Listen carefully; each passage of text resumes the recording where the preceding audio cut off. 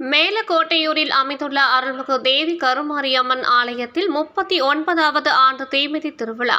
செங்கல்பட்டு மாவட்டம் மேலக்கோட்டையூர் ஊராட்சி கேளம்பாக்கம் டு வண்டலூர் சாலையில் அமைந்துள்ள மிகவும் பழமை வாய்ந்த ஸ்ரீதேவி கருமாரியம்மன் ஆலயத்தின் நிர்வாகிகள் ஏற்பாட்டில் ஆடி மாதம் தோறும் 3 நாள் காப்பு கட்டி கூழ்வார்த்தல் மற்றும் தீமிதி திருவிழா நடத்துவது வழக்கம். இதனைத் தொடர்ந்து இந்த ஆண்டு 2025 ஆடி மாதம் ஆடிப்புறத்தை முன்னிட்டு 39வது ஆண்டு தேவி கருமாரியம்மன் கோவில் திருவிழா வெகு விமர்சையாக நடைபெற்றது.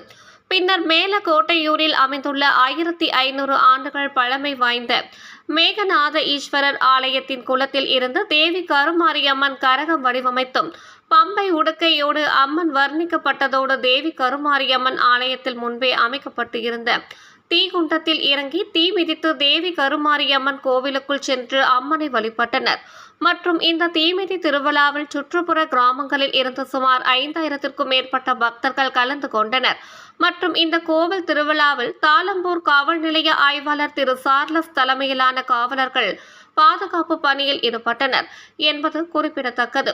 மற்றும் இந்த கோவில் நிகழ்ச்சியில் ஊர் பெரியவர்கள், ஊராட்சி மன்ற தலைவர் மற்றும் துணைத் தலைவர், ஊராட்சியின் வார்டு உறுப்பினர்கள், அரசியல் பிரமுகர்கள், காவல்துறை உதவி ஆய்வாளர்கள், காவலர்கள் என பலர் கலந்து கொண்டு ஸ்ரீதேவி கருமாரி அம்மனை வழிபாடு செய்தனர். மனித உறுதி குரல் டிவி செய்திகளுக்காக செங்கல்பட்டு மாவட்ட நிருபர் வினோதினி சதீஷ்குமார்.